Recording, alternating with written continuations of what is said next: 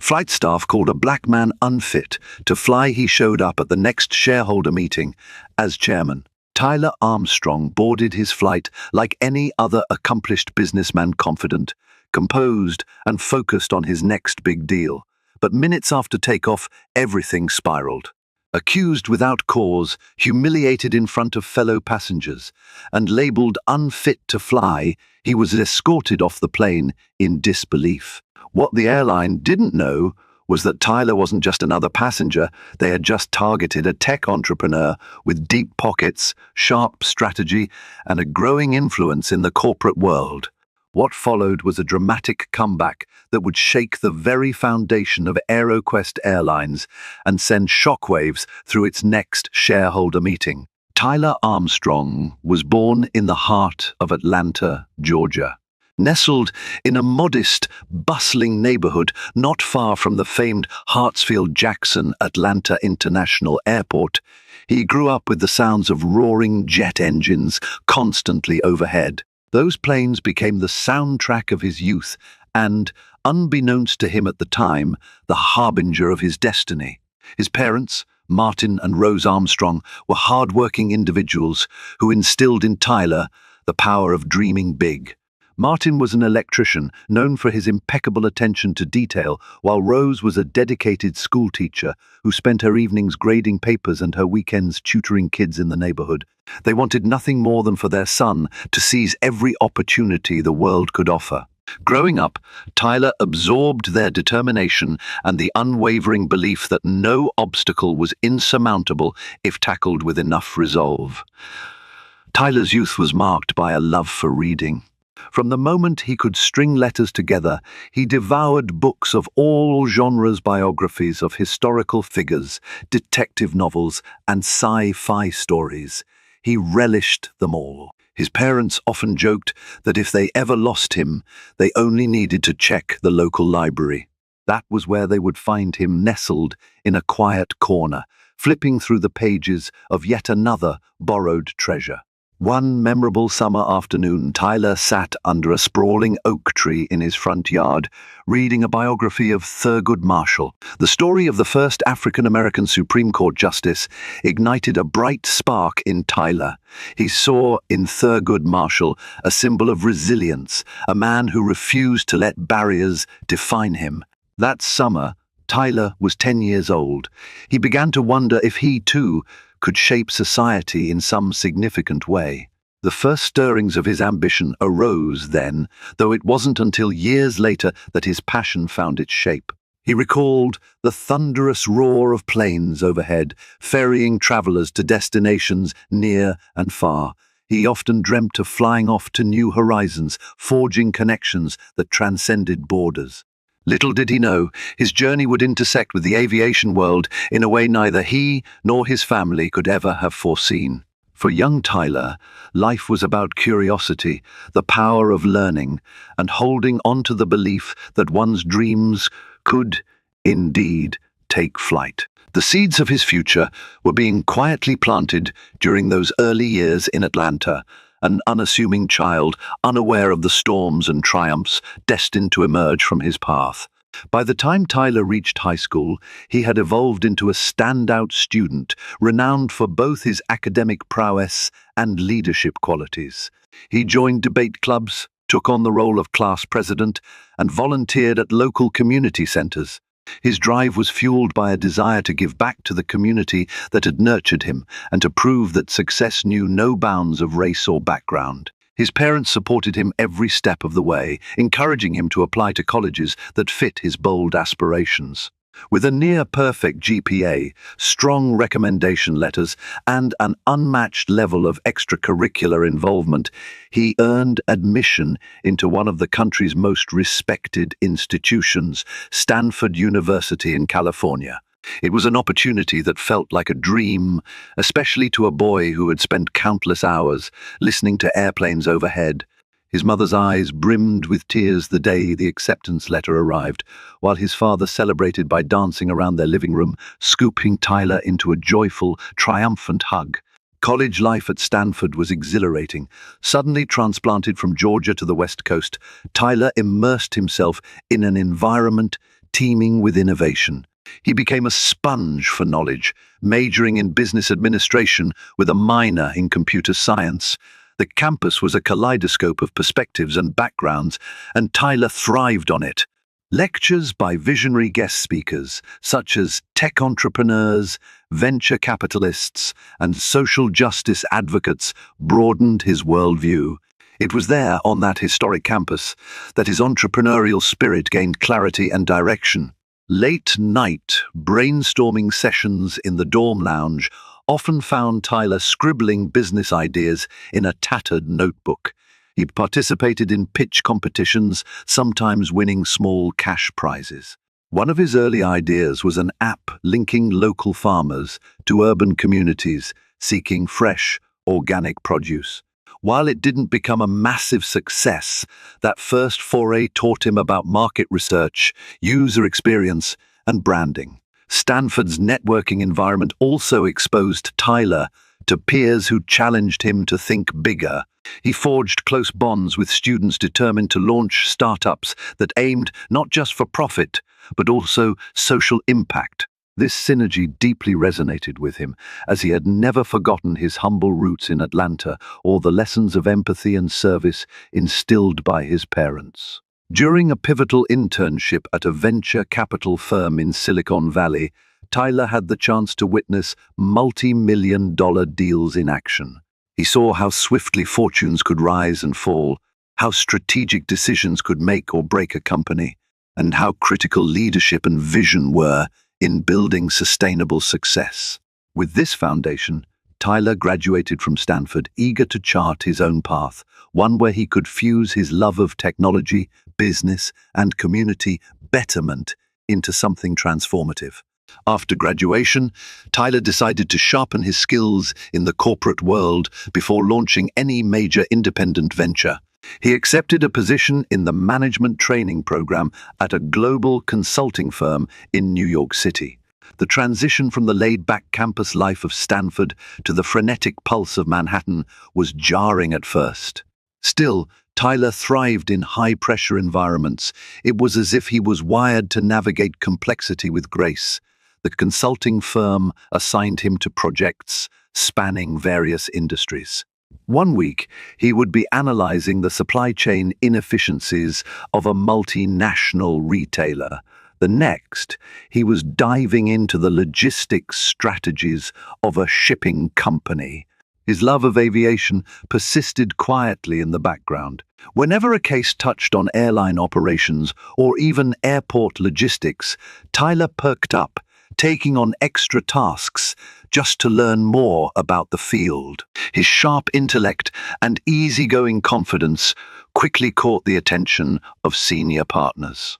After 2 rigorous years, he was given the chance to lead a small team overseeing strategy recommendations for a large regional airline looking to expand to international routes.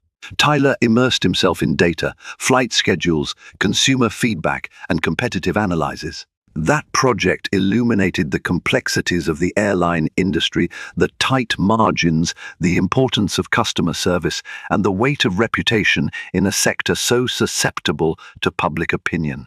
Though it was still an external consulting role, he began to fall in love with the nuanced dance that kept an airline profitable and, ideally, admired by its passengers. When the time came to move on, he did so with reluctance. Yet he felt a powerful call to create something of his own. Combining his consulting experience with his entrepreneurial drive, Tyler launched a startup that specialized in offering data-driven solutions for mid-sized travel and logistics companies. He developed software that optimized everything from cargo routing to passenger load factors. Growing relationships with airlines and shipping companies, he learned even more about the challenges and opportunities in global travel. The startup quickly gained traction. Within 3 years, it attracted the attention of major industry players, culminating in a lucrative acquisition deal. By the time Tyler was 30, he had achieved a level of financial independence that most only dreamed about. Yet, for him, this was just the springboard for bigger visions. He remained hungry for the next opportunity, something more personal, with far-reaching impact.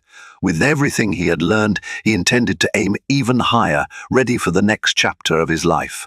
It was a crisp autumn day when Tyler boarded an AeroQuest Airlines flight from John F. Kennedy International Airport in New York to Los Angeles.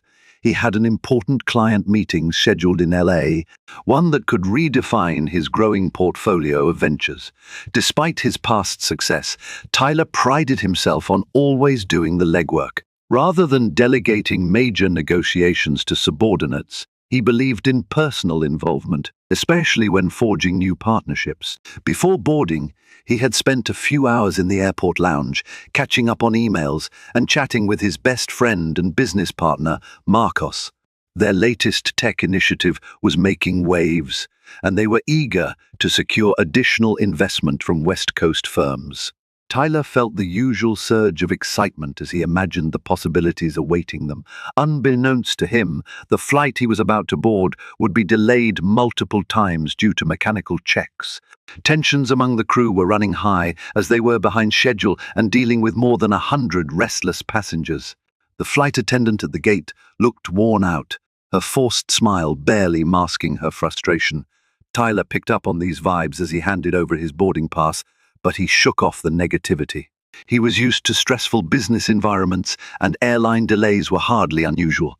Once on the plane, Tyler settled into his seat in business class. He carried a simple black backpack, which contained his laptop, a few important documents, and a novel he was reading, James Baldwin's Go Tell It on the Mountain. Traveling was normally a source of inspiration for him. He valued the quiet reflection time in the air and typically wrote down bursts of ideas he'd refine later. But that day, something felt off. He noticed the flight attendants scurrying around, eyes flicking nervously from one row to the next. The pilot's voice crackled over the intercom, announcing yet another minor technical issue that required attention before takeoff. Passengers groaned, tempers flared. A sense of collective annoyance permeated the cabin, but Tyler maintained his composure. After all, these minor inconveniences weren't worth losing your cool over. Better safe than sorry. Little did he know that a single confrontation, sparked by frayed nerves and underlying bias, would turn this flight into a scene that would change the trajectory of his life and the future of an entire airline. After about 45 minutes of waiting, the plane finally taxied away from the gate. Tyler was busy reviewing a set of documents for his upcoming client meeting, occasionally looking up to check the flight crew's body language.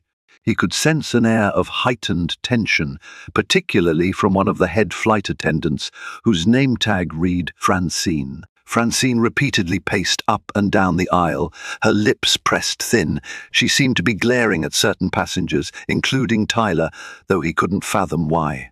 At one point, she paused at Tyler's row and seemed to stare pointedly at his open laptop. Not wanting to cause any trouble, he simply offered a polite nod and closed it when the seatbelt sign came on. A few minutes later, another attendant approached Tyler, asking if he would like a beverage. Tyler politely requested a glass of water. But before the attendant could fulfill his request, Francine suddenly interjected with a curt, "No drinks until we're in the air," even though the seatbelt sign typically allowed for beverage service once the plane was rolling. The abruptness of her tone startled Tyler. He thought to himself, "Is she just stressed? Or is something else going on?" Trying to brush it off, he nodded and resumed looking at his notes. However, the entire exchange weighed on him. He had traveled extensively and had rarely encountered a flight attendant so on edge. Something about her demeanor felt hostile. The plane eventually took off, with passengers breathing a collective sigh of relief that they were finally en route. But just as they reached cruising altitude, Francine made an announcement. "Ladies and gentlemen, we must advise you to keep aisles and emergency exits clear." We've had several safety concerns expressed by the crew. Tyler noticed perplexed glances around him. No one had been standing, and no one seemed to be causing any disruptions. Moments later, Francine approached Tyler directly. She leaned over him with an intensity that made him uneasy. "Is there something you need to tell us about your behavior?" she asked, her voice barely above a whisper. Tyler blinked in confusion. "I'm not sure what you mean," he replied softly. "I'm just sitting here, minding my own business." She pursed her lips. "We've received complaints about you acting erratically. Are you feeling well enough to fly?" The hairs on the back of Tyler's neck stood up. The question rang with insinuation. He calmly responded that he was perfectly fine and had no idea what she was referring to. Her hostility flared further. "Don't get defensive," she said, adding, "We have a duty to ensure everyone's safety." At that point, a couple of other passengers nearby came to Tyler's defense, murmuring that he had done nothing wrong, but Francine seemed unswayed. The tension rose, and Tyler felt a swirl of emotions, confusion, indignation, and a creeping sense that he was being unfairly targeted. His mind flashed to all the stories he'd heard of people of color facing unjustified scrutiny in public spaces. Could this really be happening to me? He thought, as a knot formed in his stomach. In that moment, everything changed. Tyler Armstrong was no longer just a passenger on a business trip. He was about to become the center of an injustice that would soon reverberate through the airline, the media, and eventually a shareholder meeting that no one would ever forget. The confrontation escalated at a speed that seemed both surreal and horrifying. Francine insisted that Tyler step into the aisle, effectively singling him out while other passengers looked on in dismay. Still maintaining a polite demeanor, Tyler followed her instructions, hoping some clarity would emerge. Instead, he was met by two additional flight attendants, one of whom clutched a small oxygen tank as if anticipating a medical emergency. "Are you on any medication? Are you intoxicated?" another attendant asked bluntly. Tyler's pulse pounded. His voice trembled but remained calm as he denied any such issues, explaining that he was simply trying to work quietly on his documents. The entire fiasco attracted the attention of nearly everyone in the business class cabin. Whispers turned to audible gasps, with passengers craning their necks to see what was happening. Francine then announced that Tyler was unfit to fly due to uncooperative behavior and potential health concerns. Tyler froze. He felt a familiar pang of injustice coursing through him, a form of discrimination he'd hoped was a relic of the past, but, it turned out, was still alive. Stunned, he tried to reason with the crew, insisting that he had done nothing to merit such an action. "Sir, we have reason to believe you're endangering our safety protocols," Francine intoned, her voice suddenly carrying an authoritative edge. "Please gather your belongings. We're going to have to ask you to exit the aircraft when we land." Tyler stood there, his mind spinning. Other passengers began speaking up. One woman exclaimed, "He hasn't done anything." Another said, "Why are you targeting him?" But their protests fell on deaf ears. Francine and her colleagues remained resolute, and with the seatbelt sign flashing, Tyler had little choice but to sit down momentarily while the plane made an unscheduled landing in Denver for what the pilot termed a medical and security concern. Upon landing, armed airport security and medical personnel boarded, their presence adding an even more ominous tone to the ordeal. Tyler was escorted off the plane, forced to collect his carry-on items under the shocked stares of fellow passengers. A handful of them even filmed the incident on their phones, capturing Tyler's astonished expression as he was led down the narrow aisle. Once he was off the plane, paramedics conducted a cursory health check, finding him perfectly fine. The security officers, who had clearly been briefed on some sort of disruptive passenger, realized there was no threat. Despite their attempts to remain professional, it was evident they found the situation perplexing. Tyler stood in the terminal, heart pounding, as the flight departed without him. He had been declared unfit to fly by a crew whose hostility he still couldn't fully comprehend. With no immediate recourse, he found himself stranded in Denver. Anger flared. Embarrassment gnawed at him. A profound sense of betrayal sank in. Yet amid the roiling emotions, something inside him solidified, a resolve that he would not let this injustice stand, not for himself, nor for anyone else who might endure a similar fate. Sitting on a cold plastic seat in the busy terminal of Denver International Airport, Tyler struggled to process the whirlwind of events that had just upended his day and quite possibly his life. He managed to secure a later flight on a different airline to continue to Los Angeles, but the shock lingered like a thick cloud around him. He worried about the upcoming business deal, though he managed to send a quick text to Marcos explaining the situation. Marcos, outraged, urged him to stay strong, promising to handle the LA meeting if Tyler couldn't make it in time. Before boarding his next flight, Tyler called his parents in Atlanta. Hearing his mother's gentle voice, he felt an unexpected sting of tears well up. Rose was livid yet comforting. She repeatedly asked how he was feeling, if he was safe, if there was any possibility of legal recourse. His father, Martin, seethed in the background. "This is outrageous," Martin said, his voice wavering between rage and heartbreak. "You did nothing wrong, and they treat you like a criminal? On what basis?" Their indignation amplified Tyler's own. He tried to reassure them that he was all right physically, but emotionally, he confessed to feeling shaken and humiliated. For years, Tyler had cultivated a strong sense of self, anchored by achievements and self-confidence. This incident threatened to chip away at that foundation, reminding him that prejudice could still strike, no matter his success or composure. The rest of the trip to Los Angeles was a blur. Tyler boarded the new flight with a hollow sense of disbelief, replaying the incident over and over in his mind. He remembered the supportive passengers, the cameras filming him as he was ushered off, and Francine's accusing glare. He thought about how powerless he had felt. Worst of all was the realization that, for some staff members, seeing a young black man in business class might have prompted suspicion despite all of Tyler's legitimate accomplishments. If it happened to him, it could happen to anyone. By the time he reached his hotel in Los Angeles, the emotional toll had weighed him down. He was exhausted, but a fierce determination simmered just beneath the surface. He wanted to fight back legally, publicly, and in whatever way necessary to ensure that such incidents could not simply be brushed aside.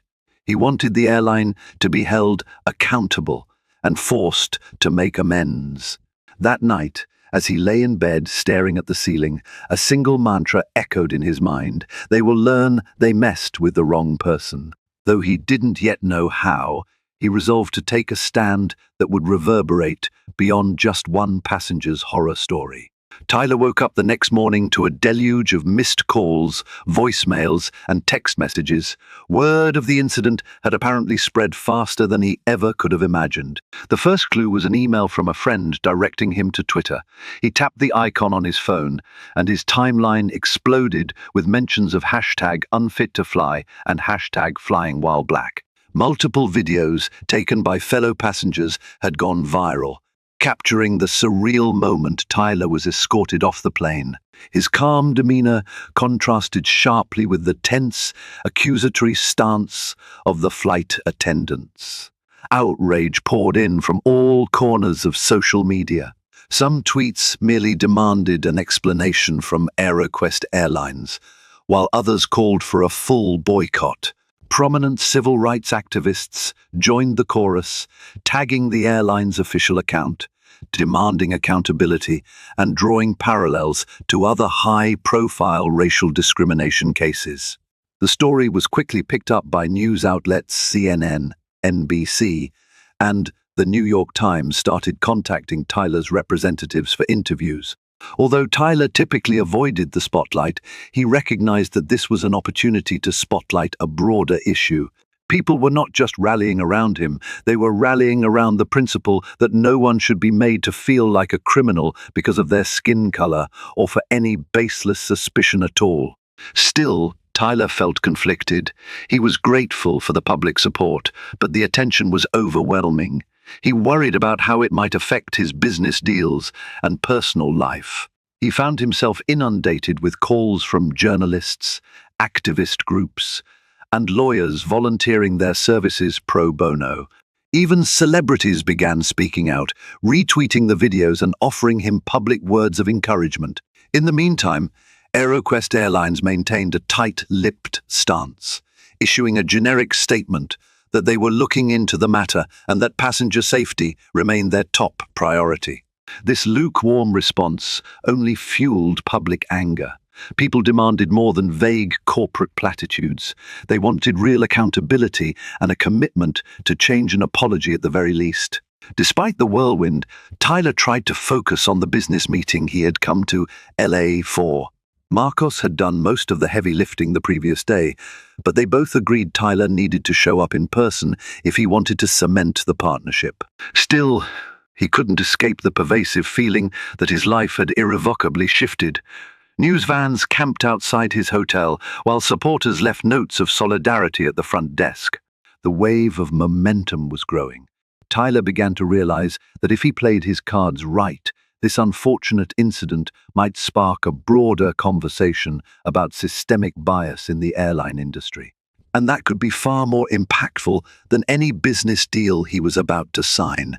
Despite the chaotic media storm swirling around him, Tyler managed to secure the partnership deal in LA, thanks largely to Marcos's groundwork. But as soon as the ink dried on the contract, Tyler boarded a red-eye flight on another airline back to Atlanta. He felt an urgent need to be closer to home, to talk with his parents, and to collect his thoughts away from the relentless glare of cameras and social media. The journey provided a rare pocket of quiet. While drifting in and out of half-sleep, Tyler allowed his mind to wander through a labyrinth of emotions.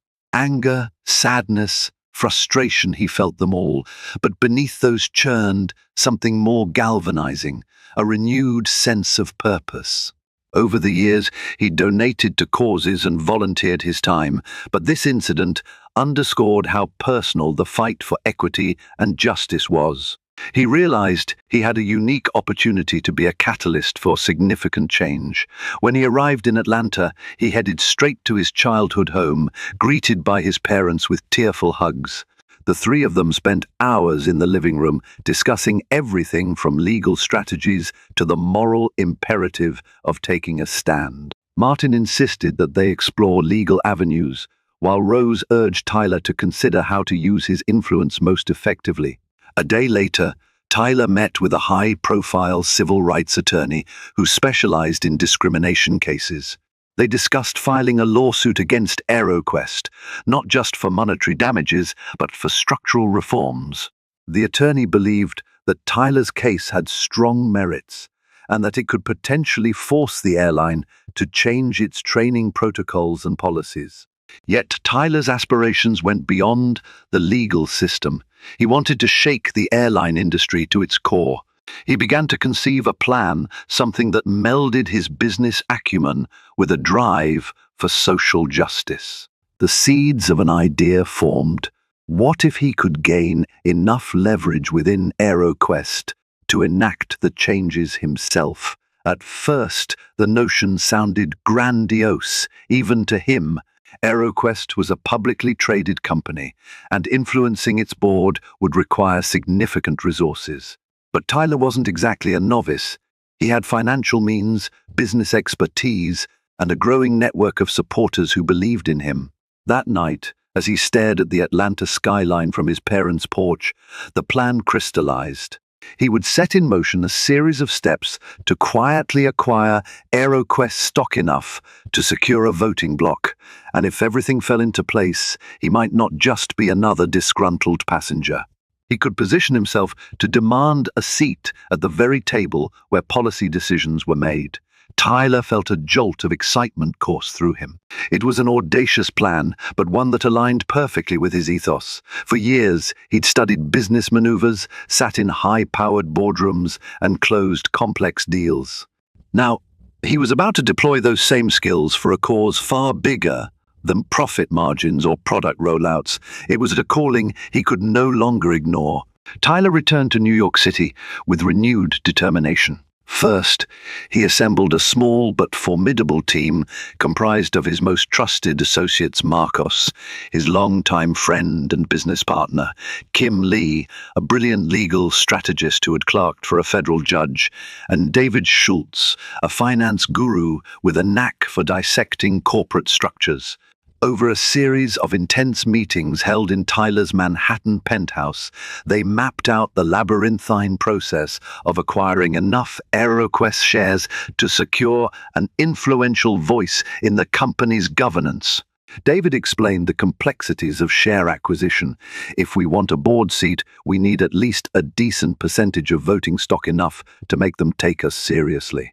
Tyler's financial success from previous ventures gave him a solid starting point. However, the airline's stock was widely held among large institutional investors, meaning they'd need not only to buy shares themselves, but also to sway major stakeholders to align with them. Kim chimed in, "We should also consider a parallel strategy: public pressure. The negative publicity from your incident is forcing AeroQuest to play defense. That might make some shareholders open to shaking up the board if we present a compelling plan for change." The discussions continued late into the night, spanning topics from legal leverage to media narratives. Tyler's entrepreneurial instincts blended seamlessly with his passion for justice. For every logistical concern they identified, they brainstormed creative solutions. They strategized about reaching out to philanthropic funds that might be willing to back Tyler's move, given the strong social justice angle. Marcos proposed a phased approach. Step 1. Quietly accumulate as many shares as Tyler's personal liquidity allowed. Step 2. Contact other potential stakeholders, activist hedge funds, or socially conscious investment groups to join forces. Step 3. Draft a formal proposal outlining new policies for AeroQuest, from anti-discrimination training to improved passenger grievance systems. The idea, Marcos concluded, is to make it so compelling that other investors see it as beneficial, not just morally, but financially. Tyler nodded, feeling a surge of excitement ripple through him. For the first time since the harrowing incident, he sensed a glimmer of hope. This wasn't just about retribution, it was about forging a transformative path that could shift the entire corporate culture of AeroQuest and maybe set a precedent in the airline industry at large. If successful, it would be the kind of far-reaching achievement that no press conference or lawsuit alone could replicate. Before the meeting ended, Tyler pulled up a viral video on his phone, the one capturing him being escorted off the plane. "This," he said, voice trembling with a mixture of anger and inspiration, "is why we have to see this through." They all nodded solemnly. The stakes were incredibly high, but so was their determination. The next chapter of Tyler's life would demand everything he had learned and all the resilience he could muster. If done right, it could also reshape how airlines treated passengers and employees alike for generations to come. While Tyler and his team plotted their strategy, they dove into AeroQuest's corporate history. The airline, which had started as a regional carrier in the Midwest, had grown rapidly through a series of mergers in the early 2000s. Although it had managed to carve out a respectable market share, AeroQuest was now struggling to differentiate itself in a highly competitive industry. Fuel costs, labor disputes, and fluctuating demand had chipped away at its profits in recent years. Further scrutiny revealed that AeroQuest had been plagued by a string of customer service complaints and legal skirmishes even before Tyler's incident. Delayed flights, lost baggage, and occasional staff misconduct had tarnished the airline's brand. While none had attracted the media spotlight as intensely as Tyler's story, a pattern of neglect seemed to be taking shape. Passenger satisfaction ratings were middling at best, and the airline frequently lagged behind industry leaders in on-time performance. Financial analysts also noted warning signs. The company's stock price had been volatile, oscillating with every whisper of operational issues or potential buyouts. Key institutional investors had started voicing concerns about AeroQuest's outdated fleet and inconsistent leadership. The CEO, Roger Manning, was a no-nonsense executive known for cost-cutting measures and a relentless focus on profits. Under his direction, the airline had improved its balance sheet but sacrificed employee morale and customer satisfaction in the process. Kim Lee pored over regulatory filings. There's a definite vulnerability here. The board is large and somewhat fragmented. If we can align some of the major shareholders, they might be open to a leadership change. After all, they've seen how public scandals can tank a company's value. David, the finance guru, nodded in agreement. We need to position your move not just as a social justice initiative, but as a financial turnaround opportunity. Show them that better customer service and ethical policies can translate into better profits. Appeal to their pocketbooks. A sense of momentum grew as Tyler's team realized they had an opening. AeroQuest was far from the invincible corporate giant it might have seemed at first glance. Weak leadership, strained labor relations, and brand damage had created the perfect storm for an activist investor to step in. Yet Tyler understood that buying into a controlling interest of an airline wasn't the same as launching a tech startup. Federal regulations, union negotiations, and industry scrutiny all posed significant risks. Still, the more he learned about AeroQuest's precarious state, the more convinced he became that a radical shift in leadership was not only plausible, but inevitable. "It's time to show them a different kind of leadership," Tyler remarked, looking at his small team with unwavering resolve. One that's fair, customer-centric, and rooted in respect for employees and passengers. And if we have to shake the board to do that, so be it. With the groundwork laid, Tyler and his team embarked on what would become a carefully orchestrated campaign to secure influence within AeroQuest. They started by purchasing shares under various legal entities they controlled, wanting to accumulate a notable position without tipping off AeroQuest's board prematurely. Over the course of several weeks, Tyler funneled millions into these acquisitions. A key step was recruiting allies. Marcos initiated contact with social impact investment firms, framing Tyler's move as a unique opportunity to marry profitability with ethical reforms. Those investors, many of which had mandates to support diversity, equity, and inclusion, took interest.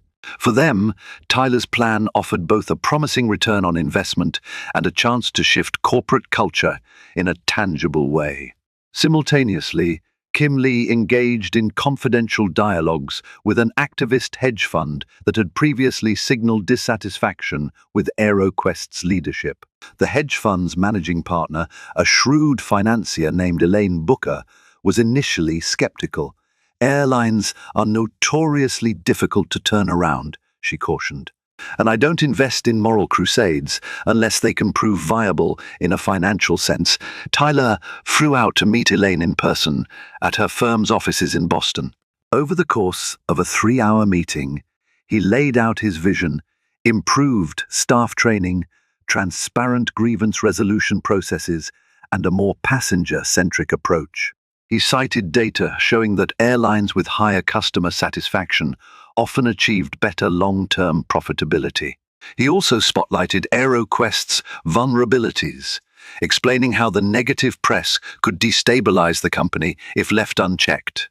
By the end of the meeting, Elaine was intrigued. "I'll consider taking a stake in this," she admitted, "but I need concrete assurances of your plan's timeline and feasibility." Tyler promised a detailed strategy outline within a week. As the deal-making progressed, Tyler encountered obstacles too. Some institutional investors feared repercussions from the current AeroQuest leadership. Others questioned Tyler's ability to enact real change, suspecting that the incident might have left him seeking revenge rather than sustainable improvements. Tyler addressed these doubts head-on, emphasizing that while the initial trigger was personal, his objective extended far beyond his own experience. He aspired to a system-wide transformation. Bit by bit, the puzzle pieces fell into place. Tyler's stake, combined with those of aligned investors, gradually inched toward a threshold that could not be ignored. With each new partner on board, they drew closer to forcing a conversation with AeroQuest's board of directors. Tyler envisioned that conversation culminating at the next shareholder meeting, a setting ripe for drama and potentially a seismic power shift. The day of the AeroQuest shareholder meeting arrived. Held in a grand ballroom in Chicago, the event was typically a routine affair, a place where executives rattled off financial achievements and shareholders asked polite questions. But this time, the atmosphere crackled with tension and curiosity.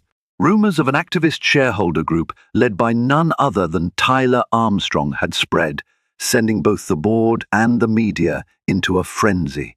Tyler arrived at the venue wearing a sharp navy suit, his confidence at an all-time high. Despite the adrenaline coursing through his veins, he maintained a calm exterior.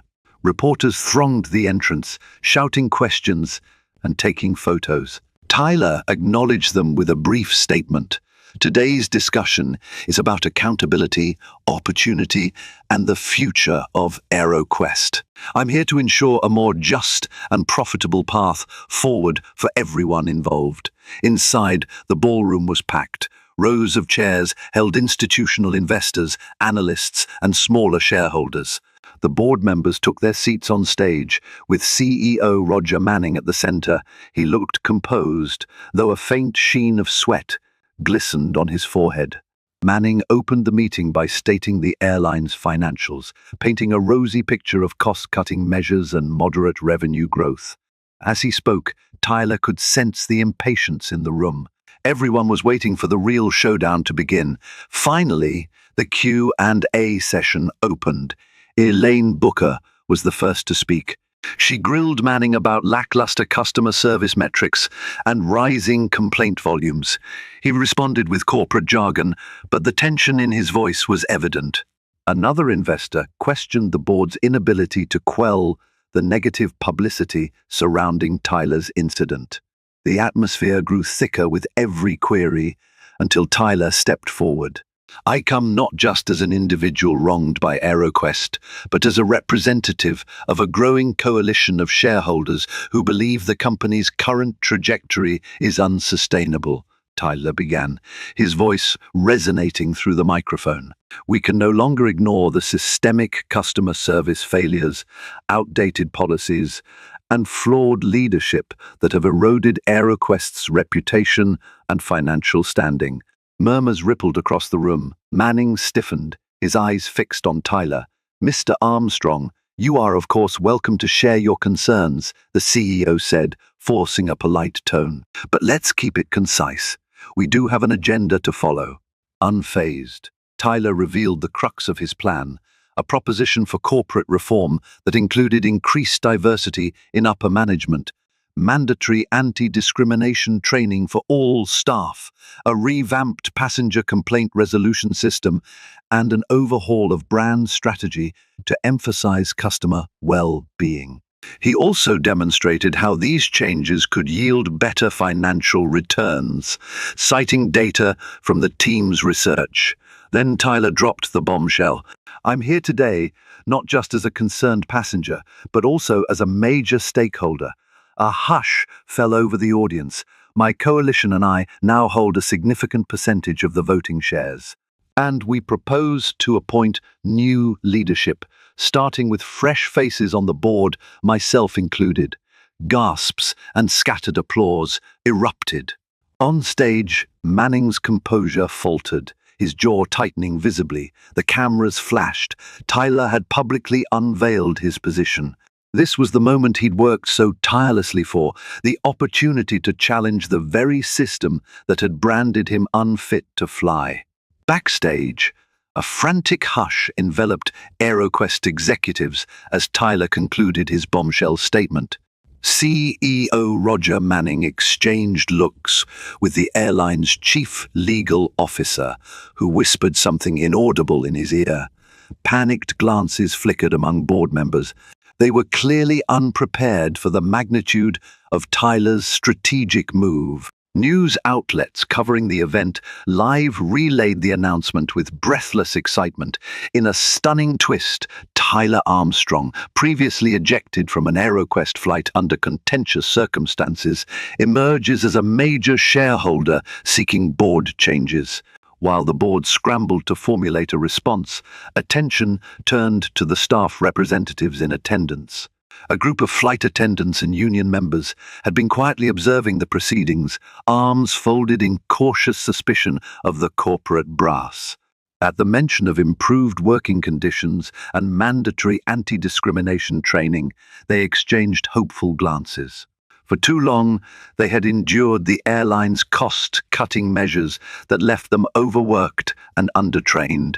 Still, some employees looked uneasy. They couldn't help but remember the viral video of Tyler being removed from a plane. Many felt conflicted. Would Tyler's leadership bring them better opportunities? Or was he simply another powerful figure who might disregard frontline workers once he assumed control? "Do you think he's serious about those reforms?" whispered one attendant to another. "If he becomes a board member or chairman, could we finally see some real changes in how the airline treats both passengers and staff?" Across the ballroom, Tyler sensed the employees' apprehension. During a brief pause, he stepped away from the podium to address them directly. "I know many of you feel uncertain, maybe even wary, but I'm not here to vilify anyone who's been doing their job conscientiously. My issue is with systemic neglect and poor leadership. I believe we can create a workplace that respects its employees as much as its customers, and that will be the key to turning AeroQuest around." The gesture resonated with the staff. For some, tears welled up at the notion of being seen and valued by the very person they had feared might harbor animosity after his ordeal. Others remained cautiously optimistic, but it was clear that Tyler had struck a chord. All the while, the tension in the air was palpable. Everyone waited to see how Manning and the rest of the board would respond. Would they fight Tyler tooth and nail, or concede that major restructuring was inevitable? The audience's eyes shifted back to the stage, where the CEO and board members wore expressions of alarm mixed with strategic calculation. The stage was set for high-stakes drama. The next words out of CEO Manning's mouth could either unify the airline under a new vision or spark an all-out corporate power struggle. The board, cornered by public scrutiny and pressure from the newly formed shareholder coalition, convened for an emergency, closed-door session. Many in the audience milled around, waiting anxiously for news. Tensions soared.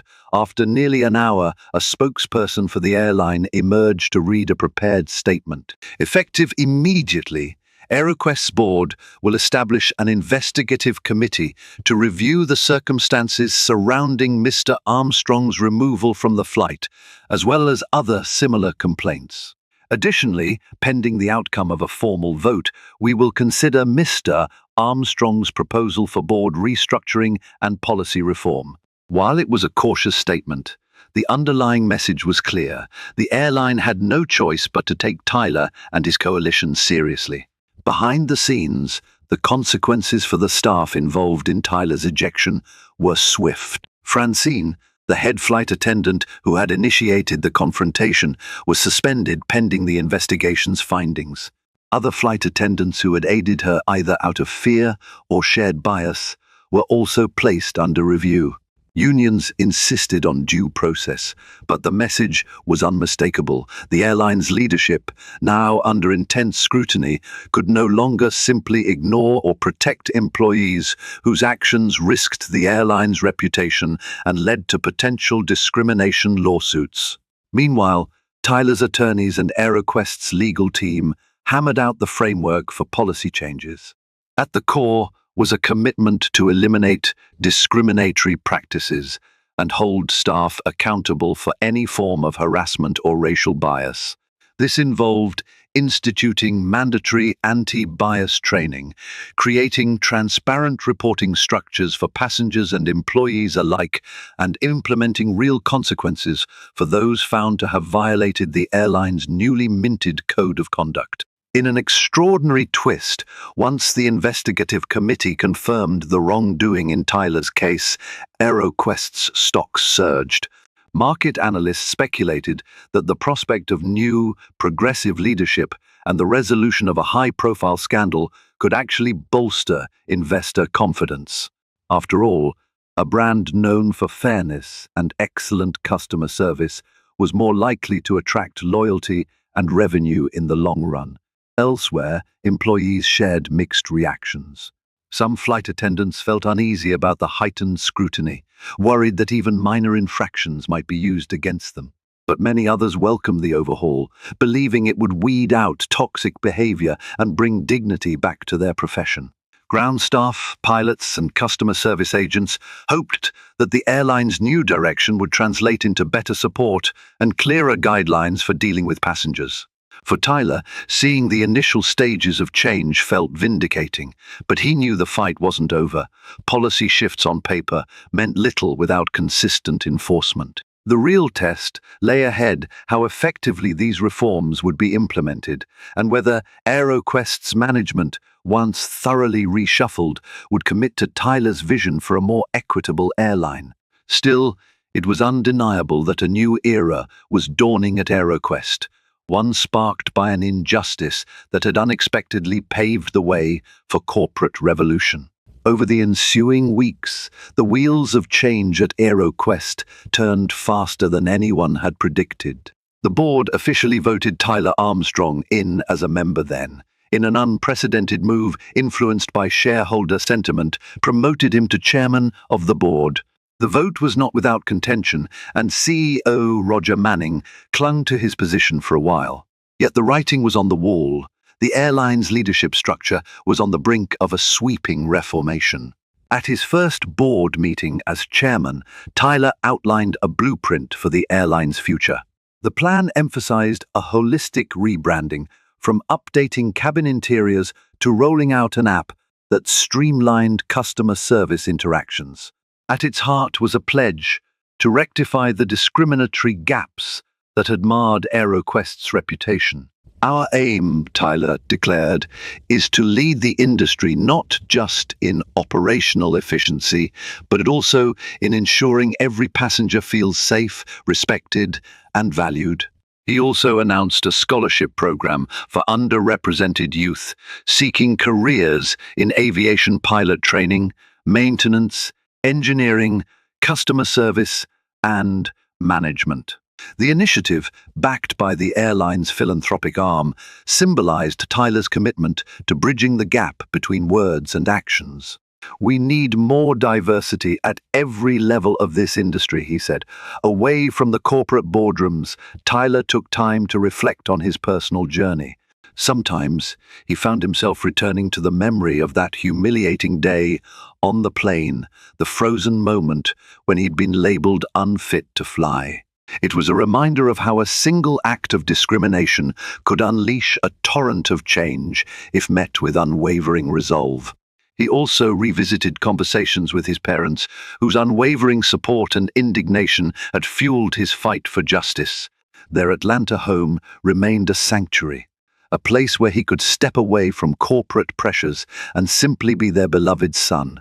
In quieter moments, Tyler marveled at the unpredictable path life had taken him on, from a young boy listening to jets roar overhead in Atlanta, to a high-achieving entrepreneur, to the center of a civil rights storm, and finally to the chairman's seat of the very airline that had once cast him out. His emotional scars still twinged at times, but he channeled that pain into empathy and advocacy, determined to ensure that AeroQuest would become a beacon of fair treatment and inclusive values within the industry. As for Francine, Tyler had learned through the investigation's final report that she had harbored biases and had a history of passenger complaints. Her suspension eventually turned into a termination. While Tyler found no joy in seeing someone lose their livelihood, he also recognized the necessity of accountability. If AeroQuest was to truly turn a new page, it needed to show that discriminatory conduct had tangible consequences. Standing in the airline's executive suite after his first triumphant board meeting, Tyler gazed out the window at a runway where an AeroQuest plane was preparing for takeoff. In that moment, he silently reaffirmed his commitment to the staff, the passengers, and the countless people who had rallied behind his cause. He remembered how helpless he'd once felt, and how he'd harnessed that pain to reshape an entire company. The transformation was far from complete, but Tyler's vision soared like the planes that once inspired his childhood dreams, carrying within them the promise of a better, more inclusive future for all. Thank you for journeying with us through Tyler Armstrong's riveting tale, from a humiliating removal from a flight to his triumphant appointment as chairman of the board. In a world where one moment of injustice can spark a sweeping revolution, Tyler's story proves the power of turning personal pain into a catalyst for corporate and cultural transformation. If you found this story inspiring, please like, share, and subscribe to our channel. Your support helps bring more stories of resilience, justice, and personal triumph to the forefront. Let's continue to shine a light on these narratives, reminding the world that no act of discrimination, however small, is ever truly insurmountable. By amplifying voices like Tyler's, we can stand together for change, one flight, one company, and one determined individual at a time. Thank you, and see you in the next video.